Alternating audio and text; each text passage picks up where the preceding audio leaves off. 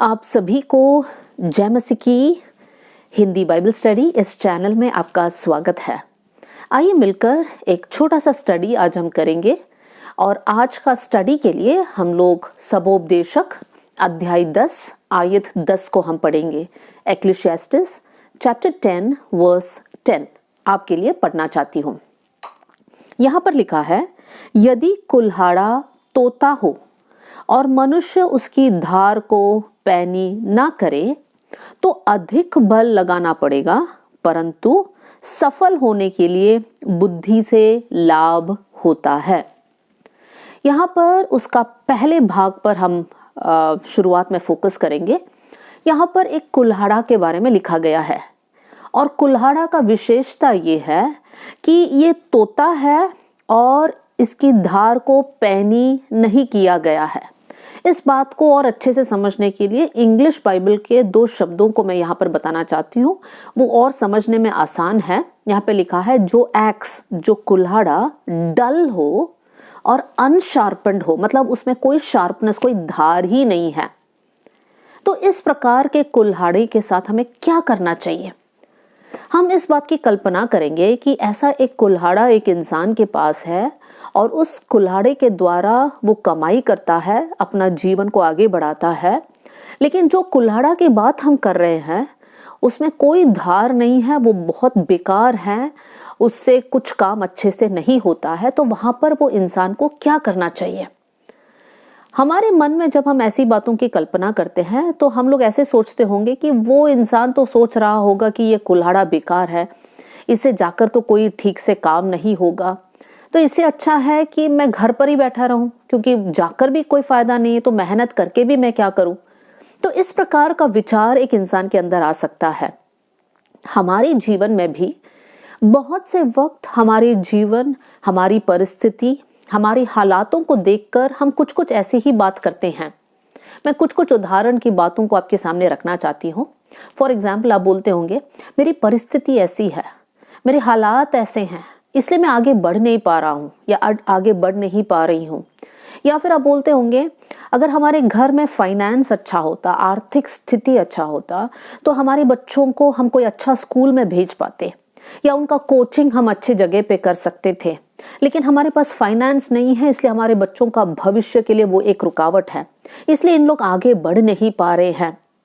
या फिर आप हो सकता है आप ऐसे बोल रहे होंगे, अगर मेरा जीवन साथी और ज्यादा समझदार होता तो मैं बहुत कुछ कर पाती या बहुत कुछ कर पाता।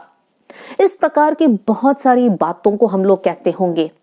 जैसे यहाँ पर लिखा है कि कुल्हाड़ा यदि तोता हो और उसमें धार ना हो तो वहां पर क्या करना चाहिए? हमारी जीवन की परिस्थितियों को देखकर हमें क्या करना चाहिए? वहां पर बहाना बोलकर हमें पीछे हटना है या फिर हमें क्या करना है? देखिए आयत में क्या लिखा है। सबोपदेशक 10 का 10 उसका दूसरा भाग को मैं पढ़ रही हूं। तो यहाँ पर लिखा है, तो अधिक बल लगाना पड़ेगा, परंतु सफल होने के लिए बुद्धि से लाभ होता है। इस दूसरे भाग में भी 2 शब्दों पर हम लोग फोकस करेंगे। यहाँ पर लिखा है अधिक बल, मतलब ज्यादा परिश्रम, ज्यादा मेहनत, हार्ड वर्किंग होना चाहिए, और दूसरी बात बुद्धि से काम करना चाहिए। यहाँ पर फिर से हम लोग इसी बात पर फंसते हैं कि हम बोलते हैं हमारे अंदर बुद्धि नहीं है, हमारे अंदर बुद्धि की कमी है, बुद्धि होता तो क्या क्या हम नहीं कर बैठते। लेकिन मेरे प्रियो, यहाँ पर बुद्धि जब शब्द हम इस्तेमाल करते हैं तो बुद्धि कहाँ से मिलती है? वचन हमें सिखाता है कि परमेश्वर का भय मानना बुद्धि का आरंभ है। तो अगर हमारे अंदर बुद्धि की जरूरत है, परमेश्वर का वचन हमें सिखाता है कि जिसके अंदर बुद्धि की कमी है वो प्रभु से मांगे, परमेश्वर उनको देगा। अगर हमारे जीवन में बहुत सारी एक्सक्यूज को, बहाने को बोलकर हम पीछे हट रहे हैं, हम आगे नहीं बढ़ रहे हैं, तो यहाँ पर 2 बातों पर आज हमें फोकस करना है। सबसे पहले मेहनत, और साथ में परमेश्वर का भय होना जरूरी है। मेरे प्रियो, कितनी भी तकलीफ क्यों ना हो, आप ऐसे बोल रहे होंगे कि तकलीफ भी है और साथ में हमारे जीवन में ऐसे कोई गुण भी नहीं है, हमारे पास पैसे नहीं हैं, हमारे पास लोग नहीं है सपोर्ट करने के लिए, हमारे लिए कोई बात करने के लिए या फिर हमारा सिफारिश करने के लिए कोई नहीं है। मेरे प्रिय भाई बहनों, अगर आपका विश्वास प्रभु यीशु मसीह पर है, ये दोनों बातें अगर आपके जीवन में है, तो आप जीवन में बहुत प्रगति कर सकते हैं। कौन कौन सी बातें? आप एक मेहनती इंसान होना चाहिए और आपके अंदर परमेश्वर का भय होना जरूरी है।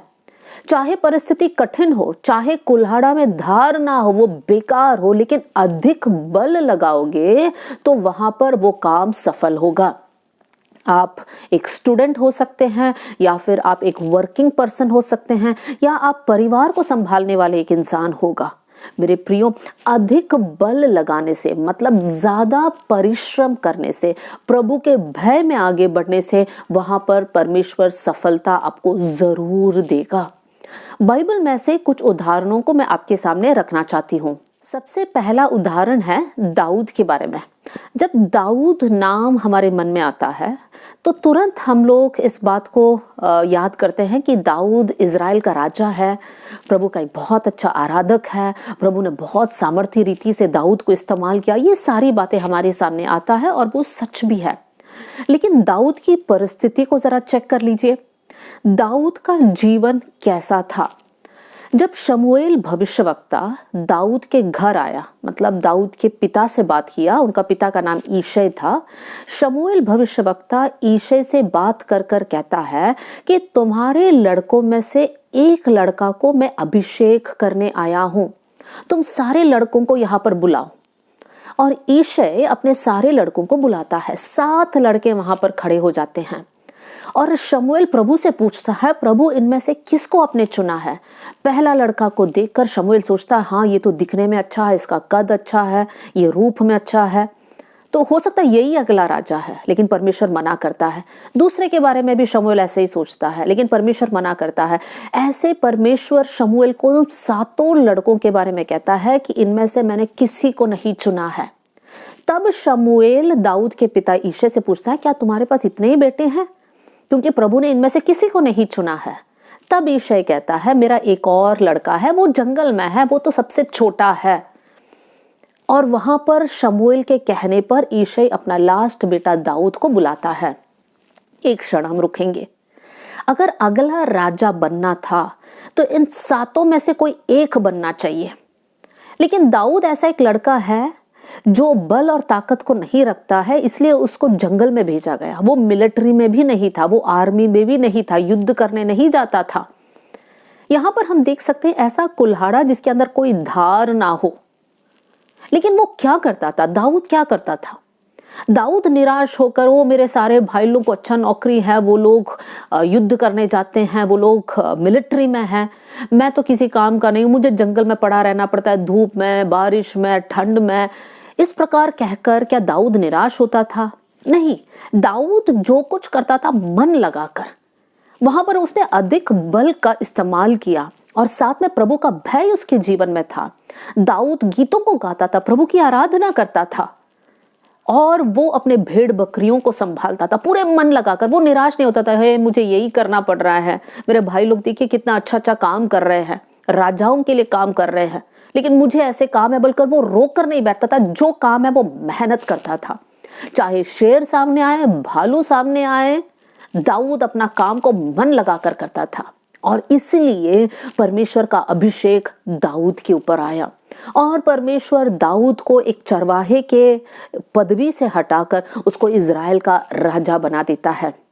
यहाँ पर दाऊद एक अच्छा एग्जाम्पल, ऐसा कुल्हाड़ा जिसमें धार नहीं है, जो तोता था, परमेश्वर ने उसको इस्तेमाल किया और प्रभु ने बहुतों के लिए उसको एक आशीष का कारण बनाया।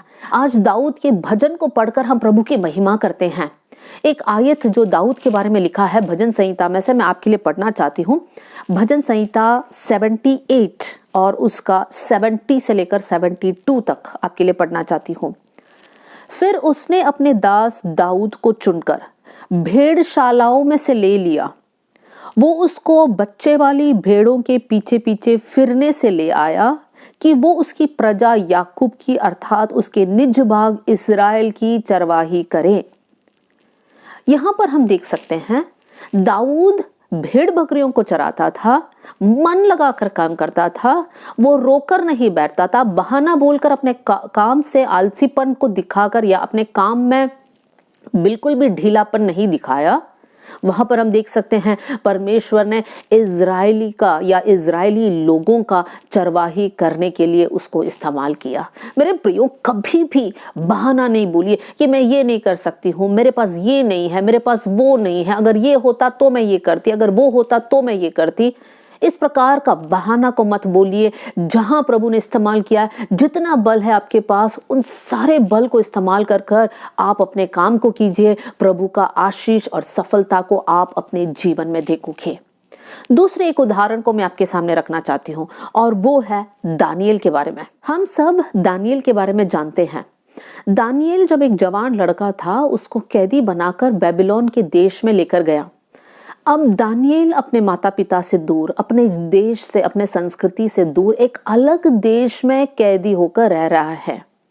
लेकिन दानियल के जीवन में हम देख सकते हैं उसके जीवन में परमेश्वर का भय था और परमेश्वर का भय होने के कारण वो पाप से अपने आप को दूर रखा। हम जानते कितनी सारी परीक्षाएं दानियल के जीवन में आया। उसने राजा के भोजन को मना कर दिया और उसने जो है नबूकदनेस्सर राजा ने बनाई हुआ मूर्ति के सामने दंडवत करने से मना किया। दानियल ने अपने जीवन को बहुत अलग और पवित्र रखा क्योंकि उसके अंदर प्रभु का भय था। मेरे प्रियो, जरा सोच के देख लीजिए, क्या दानियल ने मेहनत की? हाँ, दानियल ने मेहनत की। दानियल जिस देश में गया, बेबीलोन के देश में, वहां पर वहां के शास्त्रों को, वहां की बातों को उसने सीखा।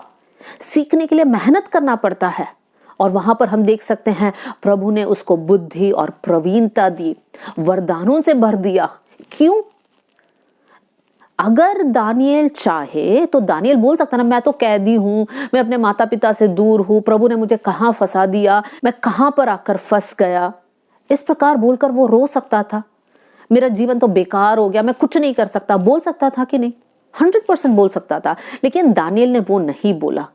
दानियल प्रभु का भय मानकर जहां कहीं उसके लिए थोड़ा सा भी रास्ता था, वो आगे बढ़ा।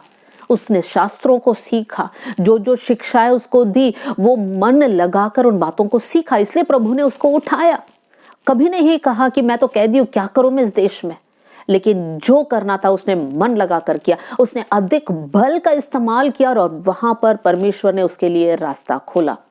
तीसरा उदाहरण, और वो है पतरस के बारे में। हम सब जानते हैं यीशु का चेला होने से पहले पतरस एक मछुआरा था और जैसे यीशु ने उसको देखा, यीशु ने अपना बुलाहट उसको दी और पतरस ने अपना जाल, मछली, नाव सब कुछ छोड़कर यीशु के पीछे चल बैठा। पतरस का 2 लेख भी नए नियम में है, पहला पतरस, दूसरा पतरस।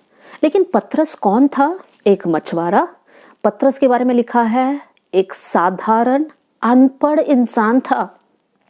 लेकिन आज हम लोग पतरस का लेख और पतरस की बातों को पढ़कर हम आशीषित हो रहे, उत्साहित हो रहे हैं। क्यों?